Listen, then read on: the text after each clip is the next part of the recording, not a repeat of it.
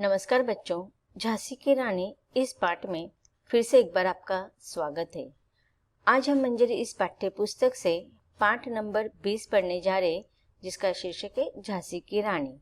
झांसी की रानी इस पाठ का यह सेशन नंबर 2 है।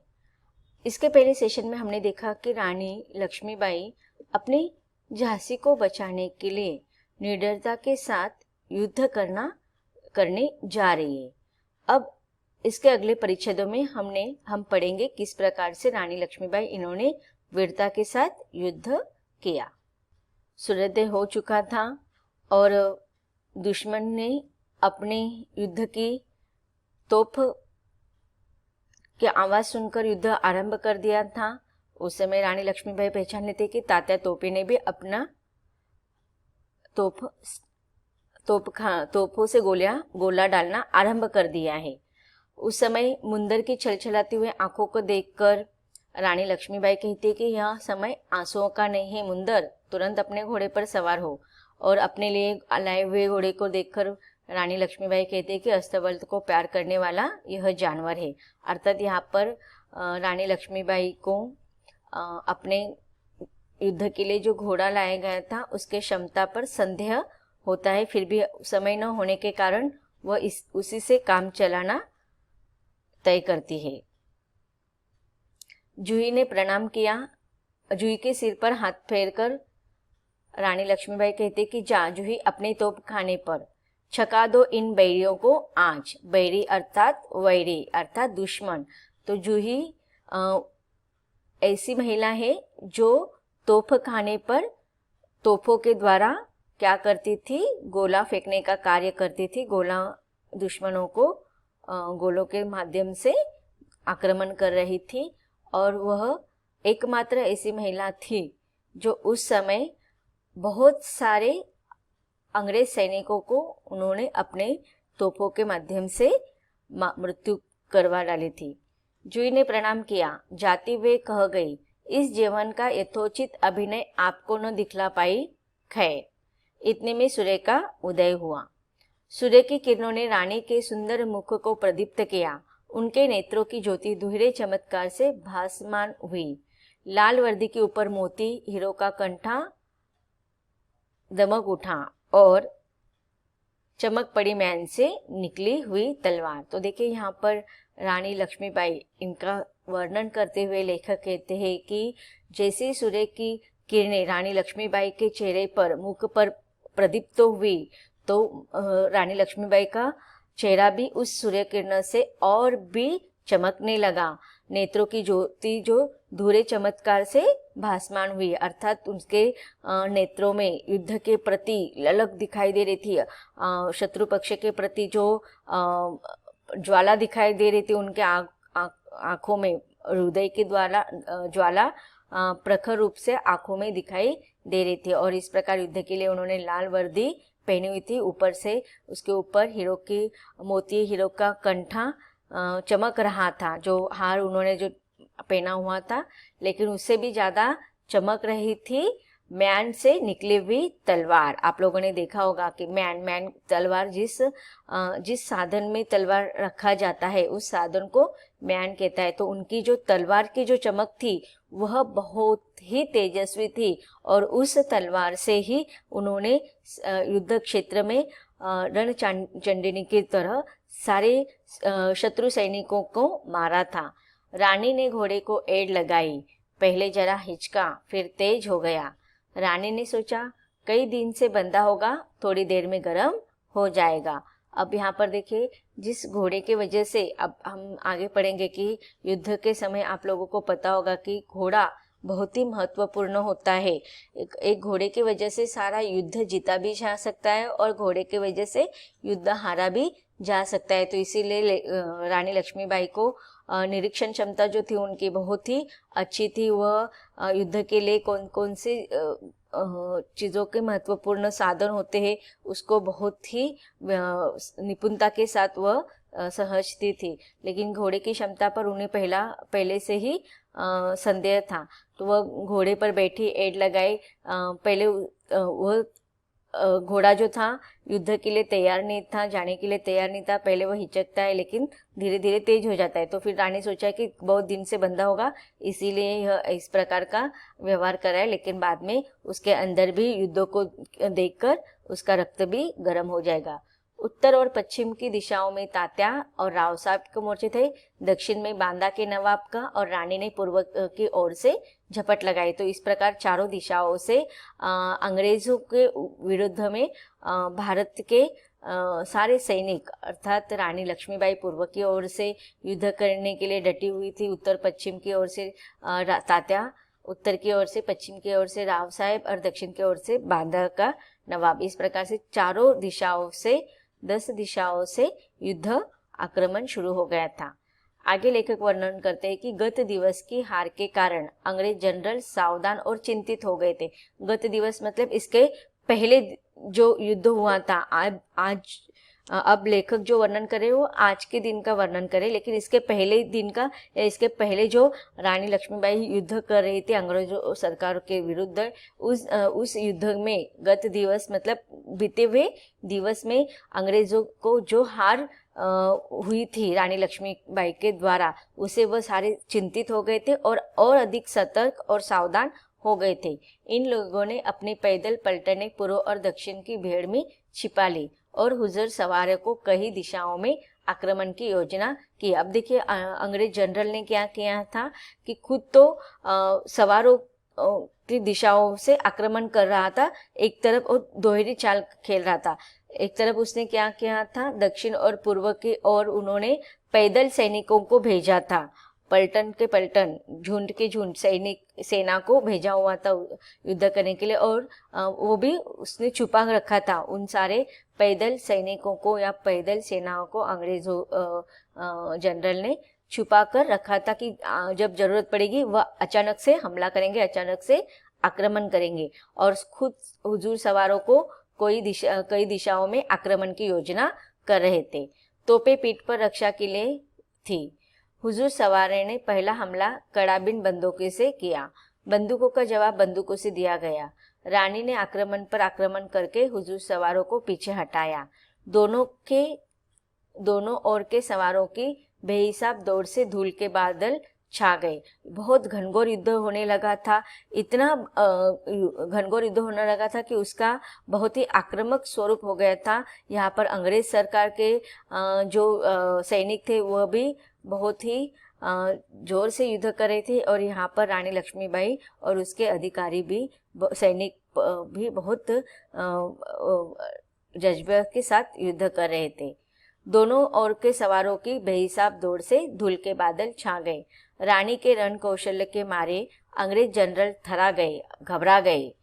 काफी समय हो गया परंतु अंग्रेजों को पेशवाई मोर्चा से निकल जाने की गुंजाइश न मिली। अब देखिए बहुत घनघोर युद्ध हो रहा था, लेकिन रानी लक्ष्मीबाई और उनके जितने भी अधिकारी थे, सैनिक थे उन्होंने अंग्रेजों को इतना हम चारों ओर से हमला कर दिया था कि उनको किसी भी प्रकार से पेशवाई मोर्चे से वह बच नहीं सके। उनको बचने के लिए वहाँ से बाहर निकलने की किसी भी प्रकार की गुंजाइश न मिली थी।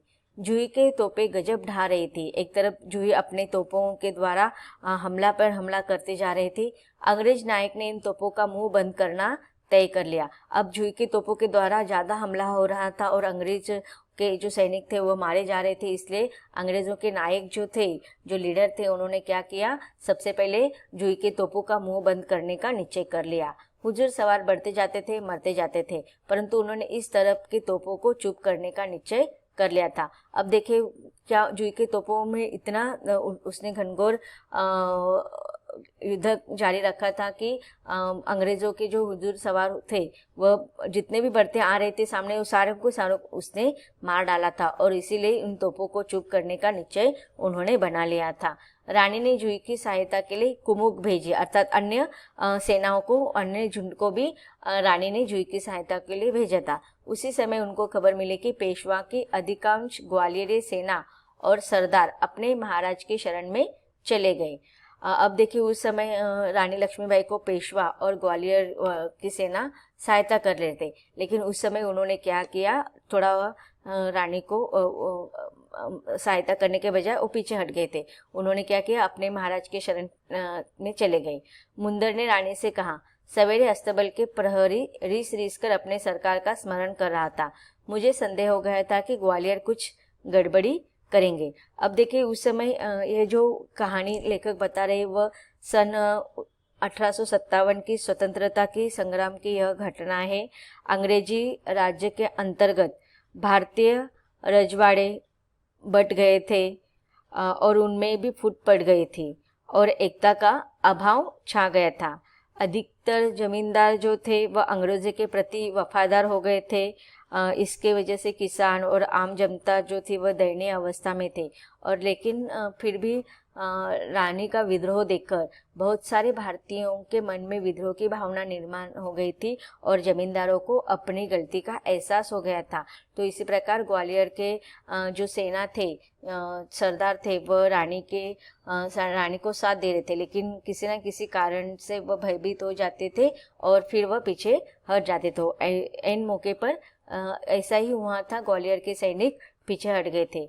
घाट में समय न होने के कारण कुछ नहीं किया जा सकता था। रानी बोली, अब जो कुछ संभव है वह करो। अब देखिए वह कहते कि एन मौके पर अगर जमींदार या अपने ही लोग इस प्रकार से व्यवहार करेंगे तो उनको समझाने बैठाने में हमारे पास समय नहीं है। जो हमें मिल रहा है उसमें ही उचित होगा कि जो कुछ हमारे पास है उससे ही संभावित स्थिति में हम क्या घबरा कर बैठने से अच्छा जो है उससे ही हम आगे बढ़ेंगे और युद्ध के लिए आक्रामक भूमिका करेंगे। इनकी लाल कुर्ती पर अब तलवार खींचकर आगे बढ़ी। उस धूल दूसरी प्रकाश में भी तलवारों की चमचमाहट ने चकाचौंध पैदा कर दी।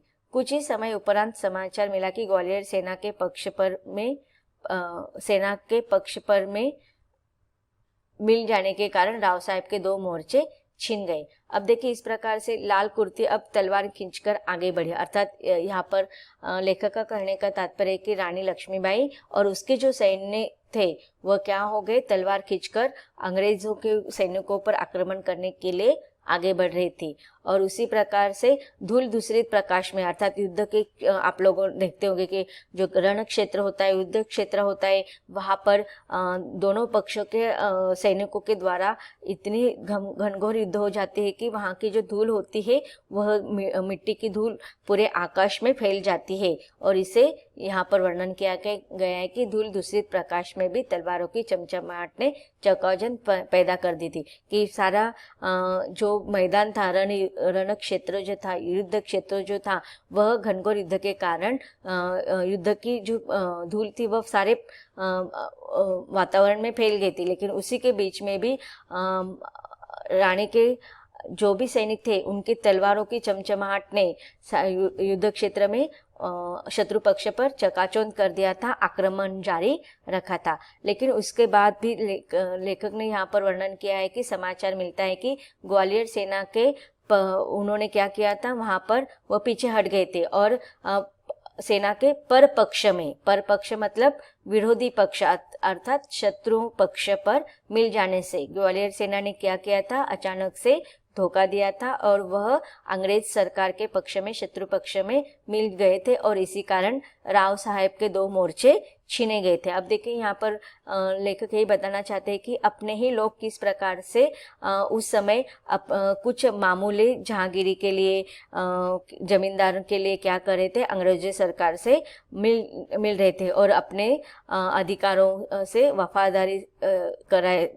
वफादार नहीं थे, अर्थात वो अंग्रेज सरकार के प्रति वफादारी निभा रहे थे थोड़े से फायदे के लिए। तो यहाँ पर उस समय राव साहब के फिर 2 मोर्चे छीन लिए गए और अंग्रेज उनमें से घुसने लगे। रानी के पीछे पैदल पलटन थी। अब यहाँ पर एक तरफ अब अंग्रेजों ने जो था वो अंग्रेज सैनिकों ने चारों तरफ से घेरना आरंभ कर दिया था। एक तरफ उन्होंने क्या किया था, राव साहब के मोर्चे भी उन्होंने छीन लिए थे और दूसरी तरफ रानी के पीछे पैदल पलटन पड़ गई थी। अब देखिए आप यहाँ पर पलटन का अर्थ होता है कि सेना, पैदल सेना।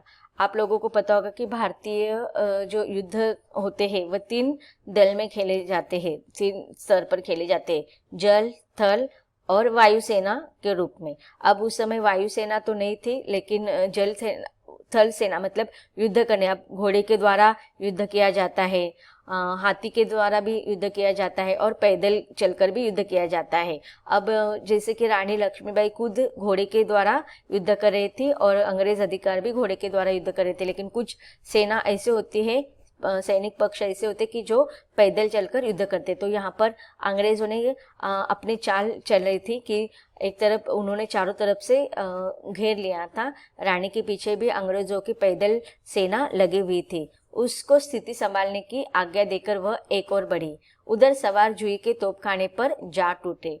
जुई तलवार से भिड़ गई, गिर गई और मारी गई, परंतु शत्रु की तलवार जिसे चीरने में असमर्थ रही वह थी जुई की क्षीण मुस्कुराहट, जो उसके होठों पर अनंत दिव्यता की गोद में खेल गई। अब देखिए यहाँ पर चारों तरफ से अंग्रेज सरकार ने अपने सैनिकों के द्वारा रानी के सैनिकों पर आक्रमण करना शुरू कर दिया था।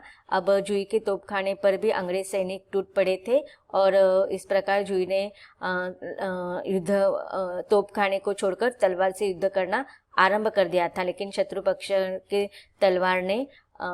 तलवार को वो चीरने में असमर्थ रही। सैनिकों के द्वारा वह मृत्यु हो गई उसकी, लेकिन मृत्यु सैनिकों ने भले ही उसका अंत कर दिया था, लेकिन वह शत्रु पक्ष की जो तलवार थी वह जुई की मुस्कुराहट को आक्रमण करने पर नाकामयाब रह गई थी। जुई के मरते समय भी उसने क्या किया था, जुई ने अपने चेहरे पर जो मुस्कुराहट रखी थी उसे शत्रु पक्ष के सैनिक भी डर गए थे, और उसमें अपने मृत्यु के प्रति क्या था, आदर था, क्योंकि वह अपने मातृभूमि की रक्षा के लिए अपने देश प्रेम के प्रति भावना व्यक्त कर रही थी, और इसीलिए जुई की क्षीण मुस्कुराहट जो उसके होठों पर अनंत दिव्यता की गोद में खेल गई। वर्दी के कट जाने पर हुजरों ने देखा कि तोपखानों का अफसर गोरे रंग की एक सुंदर युवती थी और उसके होठों पर मुस्कुराहट थी। अब इस प्रकार देखो, यहाँ पर बहुत ही सुंदर शब्दों में